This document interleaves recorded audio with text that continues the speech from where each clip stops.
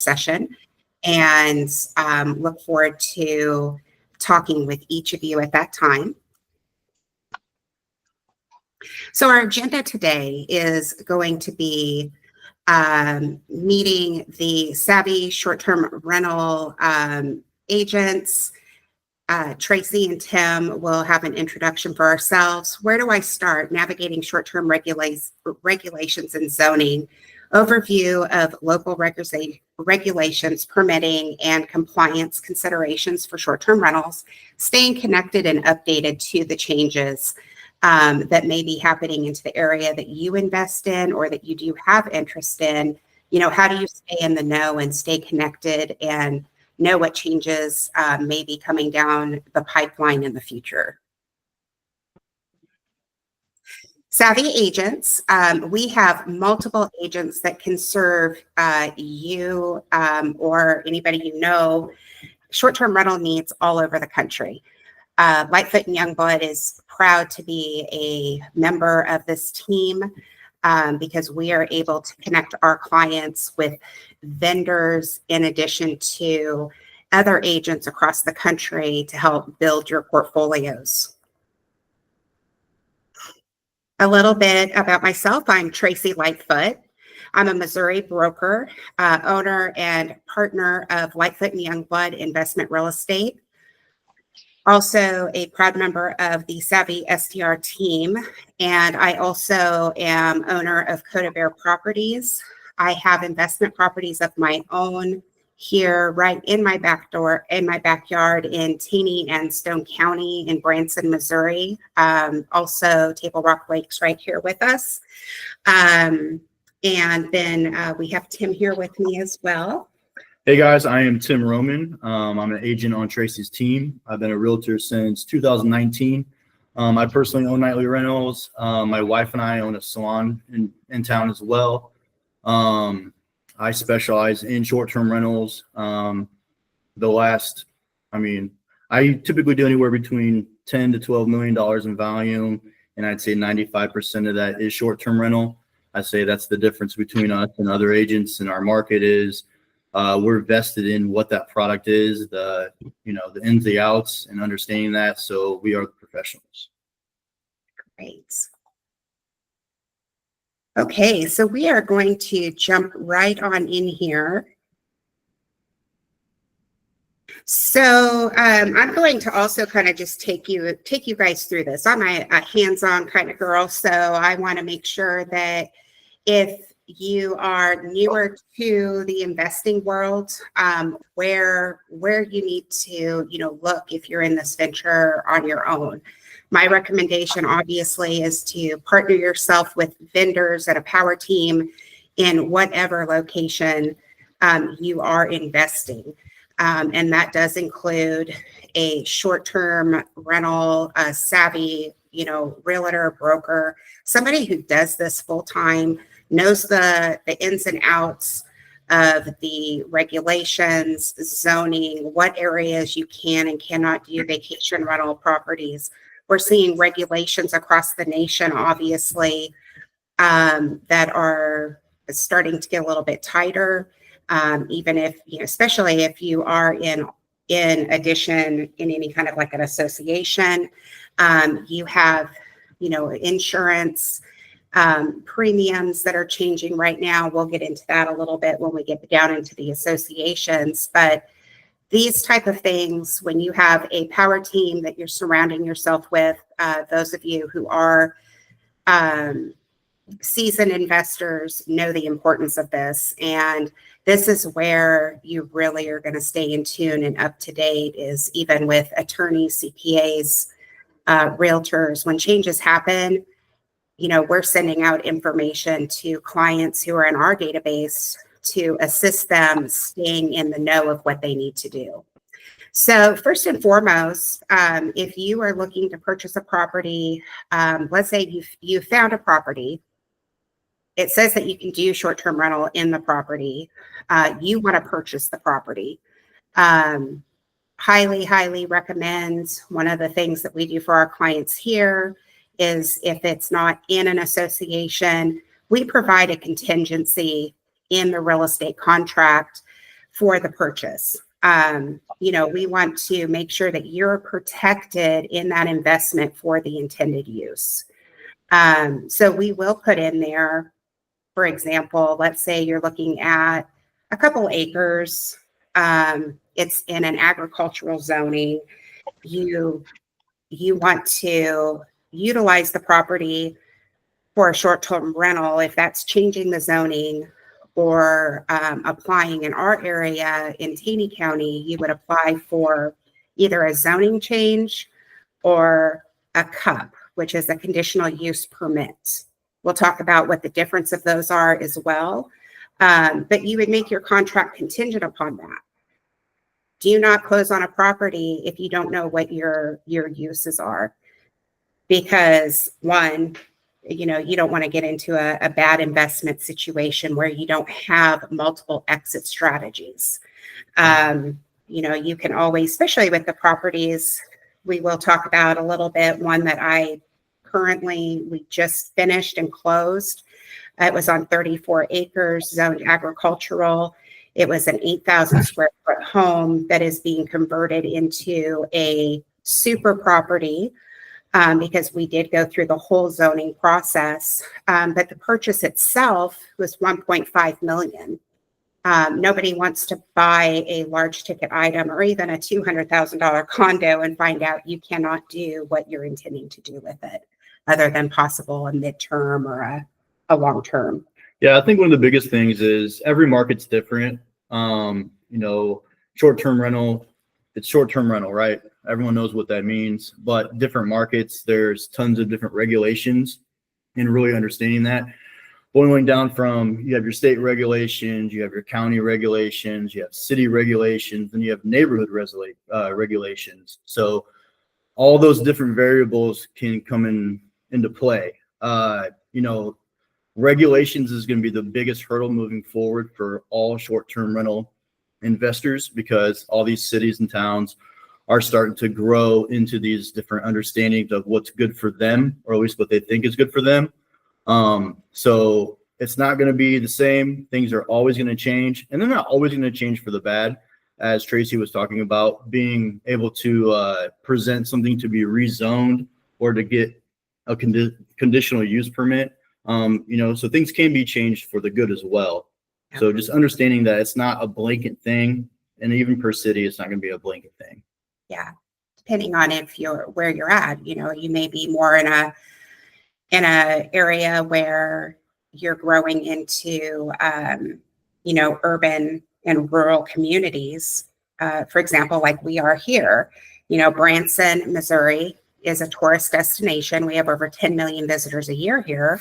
But our borders spread into other small towns that are rural locations that are surrounded by lakes. So our regulations are a little bit different than if you're buying a short-term rental, let's say even just up the road, 30 minutes in Springfield, Missouri, where you have multiple universities, you have hospitals, you have, a lot of things that are happening, big, games, concerts, that kind of stuff. Well, their regulations are going to be a little bit different because you're in more of a metro per se situation. And then it's going to be even more different if you're in St. Louis, Kansas City, Chicago, places like that.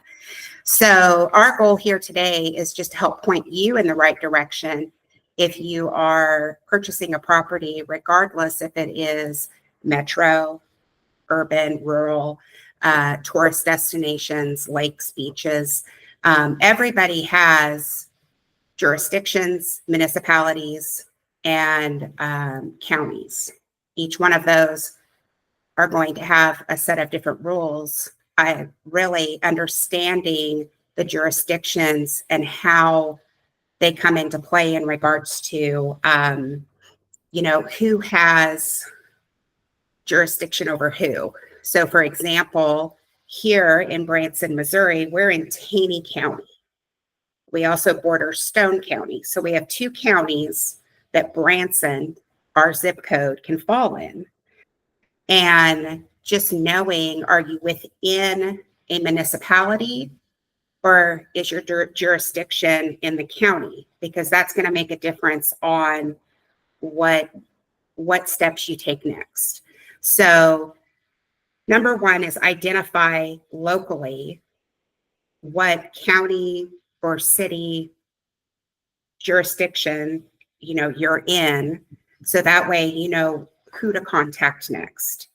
So a big part of that also is not just the restrictions that go into play, but also taxes. I mean, I know everyone is investing because of the numbers, right? So different cities that fall into different counties will have different taxes, and that could skew, your end of the year number as well. So understanding what bracket you're going to fall in and what to expect. Yep. Good CPA, realtor, attorney, great individuals that need to be, on your power team to assist, with that as well. And when you're going into looking for the properties, and I'll show you some examples for Branson here in a moment. But the big thing is that most locations are going to have a county and city interactive map, GIS system that you can search for the property under a tax ID number, parcel ID number, or address. Names as well, but I know that sometimes that can be a little bit of a harder search. And then once you're able to establish, can this property based off of the GIS map and the zoning map, can this be a short-term rental property? Does it fall under the zoning? If it doesn't fall under the zoning, is this something that I possibly can apply to have the zoning changed or a conditional use permit in place for the property? That's where your use table is going to come in as well. It helps you cross-reference the zoning and your zoning codes. So for example, downtown Branson, you have neighborhood commercial. You have LDR, which is low density residential. You have HDR, high density residential. So we know that in the use table, it's going to show us that LDR, low density residential, it's not coded that way. So you cannot legally do a nightly rental within that zoning, but you can do it in high density. Quite a few. There's only 2 that you cannot do nightly rental in the city of Branson. And then you break that down to, what are the requirements? Each city, county, municipalities, they're going to have different rules. You have in Taney County, for example, fire suppression is required with zoning or a conditional use permit, regardless of the size of the property. In the city of Branson, going into 2025, this is a new regulation. City of Branson is really embracing the short-term rental market. They're realizing we are a tourist destination, and this is the way most are traveling these days, and they are embracing short-term rental owners and that business. So they have actually changed it to where if the property was not built, let's say if it was built before July of 2024 and it's 16,000 square feet or less, 18. It is, you don't have to have fire suppression, which is a big deal because a lot of our properties in downtown Branson are older to we're talking, 30s, 40s, 50s is when they were built. They're smaller properties, more of your cottage homes. That's awesome because most of those are going to fall anywhere from your 800 to 1,300 square foot. And so that means that you're not going to have to retrofit them, but there are a few other things that you'll have to do. The other thing I'm going to pop into really quick is associations. If you're looking at a property, condominiums are a big thing here in Branson. I know in the metro areas, you also have, different plazas, row homes, things like that that may fall into some kind of an association. An association here in the Tri-Lakes area, if you have in the CCNR's bylaws, rules and regulations that no nightly rental, short-term rental, most of the time it's going to be spelled out of, no business with less than 30-day stays at a time. In our area, short-term rentals they are defined as anything that's 30 days or less on a stay. If you have that in there, shut the door on that box and move on, because that is going to trump a county or city regulation, at least in our area. And then another misconception people have is they're not really, some do not understand county versus city. If a county says something and a city says something, well, your municipality is going to have the pull over the county regulation. So, and typically what we have found, I have found this, even investing in other areas down in Arkansas, if you are in a county, we typically are finding that you have a little bit looser regulation. Mm-hmm. if you are in a county, and there's less in regards to administrative paperwork, permits, those kind of things. The popular piece of being in the city is just location to everything. Yep, for sure. And to piggyback some of that, Branson has a little bit of an idea that in residential homes you can't do nightly rental, so everyone thinks you can only do them in condos. At least that's the feedback that I've got from numerous leads as of late, people who are interested in our market. So when they think of condo, they think of an actual condominium. But in Branson, they kind of started to build on demand. And so there's a lot of communities in Branson that are single family homes, but they're on a condo plat. So those are actually condos. So that is kind of a misconception in some sorts. So, and then also kind of to talk about like CCNRs and stuff that with associations, it's very important to actually understand there's a lot of associations that allow nightly rentals, but once you kind of get into the weeds of it, there's going to be management restrictions. So understanding the restrictions of the community or the development on who can and who cannot manage a property, because everyone knows, if you're pigeonholed to the same property manager that is managing the entire development, 9 out of 10 times their production and revenue is very poor. So you want to have that freedom to be able to hire whomever you choose, or to self-manage. If you have the time to do that, obviously that's where you're going to see their most profits. Yeah. We have a lot of investors that self-manage that are from all across the country. That's where we come into play and help you build that power team of having a great handyman, great cleaners, or even co-hosting, or shipping stuff to my garage and me helping you put it in your condo near across the country. Right. Different things like that. So yeah, full service shop. Yep. 100%. Those are great points about all that. So we're going to dive in real quick into local government, and I will just do a walkthrough really quick for those of you who may not really know, like, hey, I want to invest in Branson, Missouri. Obviously, we're going to use Branson. This is where we're at. But really, when I'm analyzing an area for my own personal investments, this is where I'm going. I'm jumping on, Google or wherever my search engine is, and I'm typing in that location, looking at the city or finding out what county that property is located in, so I can see, hey, what are their regulations in regards to, do they have anything about short-term or nightly rental? City of Branson, with the changes that are going in May 1st of 2025, and they're actually starting the process now.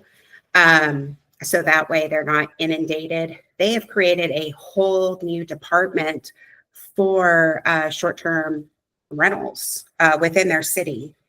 So that's how, how serious they are and how they know that this is an important topic within our community. And they really are coming to the point where they have embraced that. There's an alliance that has been also created. So that way short-term rental owners also have a voice of and recommendations with the mayor and the city staff of, what's working, what's not working, how can we, come to a middle meeting ground. And I think they did a really good job on this year.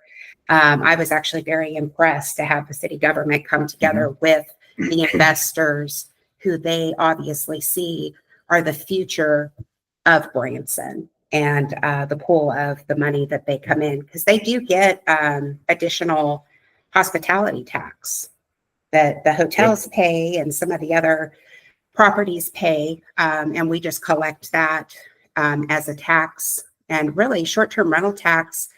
And depending on which area you are, but in the areas I'm in Branson, it's about 13.3% that we're charging the guest. That's still less than with some of the hotels. Some of the hotels, you're paying 18 to 20 some odd percent between your room tax, sales tax, in addition to hospitality tax. So We have a little under 10 minutes left. Okay. Thank you. Hey, also guys, on your Zoom there, on the bottom right of your screen, if you do have questions that you'd like to type in there, there's a little it's got 3 different shapes on there. It's like a triangle, square, and a circle. So if you do have any questions that you'd like us to work on or answer for you, please just type those into there and we'll we'll address those pieces for sure. Okay, so City of Branson, you Google City of Branson and you're going to come up with a page here. And very quickly you can see that there is a nightly rentals tab. And when you click on the nightly rentals tab, that's going to take you to short-term rentals.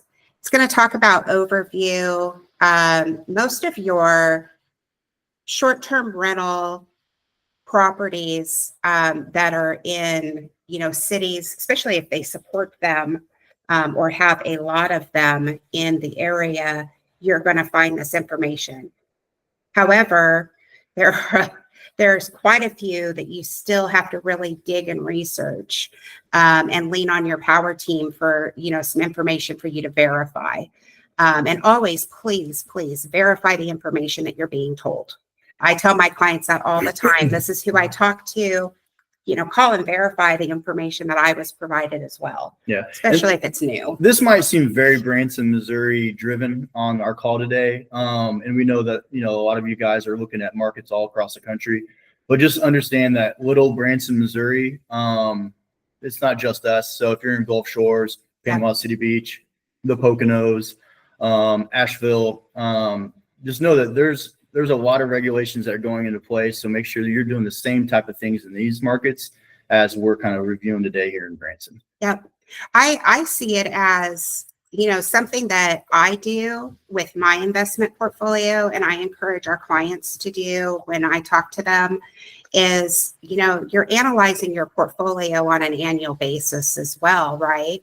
What's my rate of return based off of my second year, my third year, where am I based off of what my projections were when I purchased the property for my first year. So when you're looking at those things, I'm also looking at zoning and regulations. Is there anything new coming up the pipeline? Are there any changes in taxes? Are there new tax incentives? That also allows me to take my property and say, is it time for an upgrade? All of those pieces. Obviously, we could get into the weeds with all of that, and those are for other conversations. But I encourage you to analyze the zoning and changes with your property. This is a zoning map. For those who may not be familiar, this was pulled right off of the City of Branson's website. You can put in an address. I'm just going to use one of my properties here real quick. I'll move that out of the way.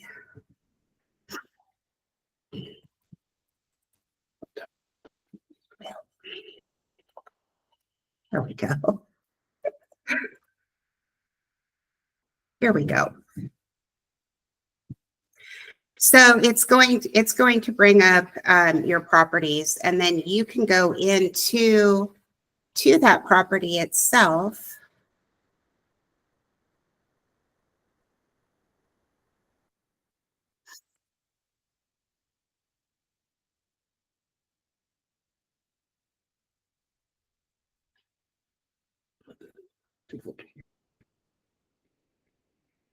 And when you click on the property, it's going to bring up a zoning code. Most of your properties that are out there, you will also be able to find, these kind of codes, especially in the bigger cities. Their GIS systems are a little more up to date. But this allows you to come in and say neighborhood commercial. Well, what's that mean? I don't know. I'm not from here. Well, you can click on a zoning URL when you're searching, the city of Branson. Most places are going to have a zoning code, and you are going to pull up. These are your charts. This is what tells you what you can and cannot do, what areas you can and cannot do, short-term rental property. In our area, they're still labeled nightly rental.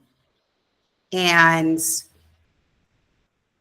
when you look at the nightly rental, it'll tell you, like at the top here, the mixed use, ag residential. It'll go through your codes at the top, and you can read. I recommend that if you're looking at things, go through this kind of stuff, have a little bit of knowledge about the area that you're investing in regards to their zoning keys and that kind of thing. That also allows you to have an easier conversation when you pick up the phone and call planning and zoning with the city of Branson or the city of Hollister or Taney County. So just to piggyback on that, that's why you go get yourself a professional in your market to obtain that information. But just because you're working with a professional doesn't mean you shouldn't do your own homework. Lean on them, but you talk to Bill Faith, he says, don't trust your realtor, right? It doesn't mean that all the way, but what his point is like, do your own homework, make sure that you hold yourself accountable in these. I mean, these are big purchases, right? So you want to make sure you do all your own due diligences. Yeah. We have about a minute left. So we want to be respectful of your guys' time as well. So if you want to check if we have any questions in there, Tracey. Absolutely.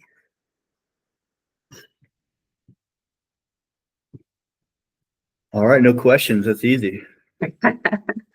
If anybody has any questions, we'll open them at this time. I have the questions tabs open. Really, just to really emphasize, double check the zoning codes. A great way. One of the things we haven't touched on is, how do you stay up on this information? There are alliances all across the country that are on social media. They are groups of investors that are like-minded who want to protect their investment in regards to, you're investing in that community. So everybody, really banding together in whatever area you're investing in, and making sure that you have a voice within that community, that county, or even within that state jurisdictions. There are updates that happen all the time. There's attorneys that are in those alliance groups who are also updating, hey, this bill is going to legislation. And we've even had, clients of ours who are very active in legislation. They're going up to Jeff City, talking, having a voice. Also attorneys that are having a voice to help protect, so try to get into some groups like that in social media groups. There's, email groups that you can also get on in some states where there's updates all the time happening in their websites. And then they'll also email out when those legislation sessions are happening. Best way, that I know of. Cool. Well, I think that brings us to end of our little session here today. Tracey, you want to pull up the last slide so if they want to be able to contact us? Absolutely.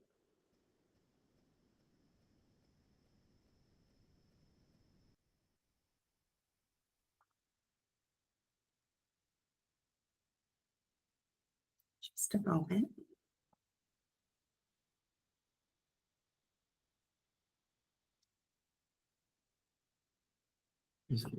There we go. Right there. So you are more than welcome to reach out to either Tim or myself. You can scan this QR code to connect with us. This would allow you to, have a one-on-one call with us individually or together, whatever you prefer. And we can talk about, our area, specifically, because this is where we live. This is where we invest and grow investments. So, feel free to contact us.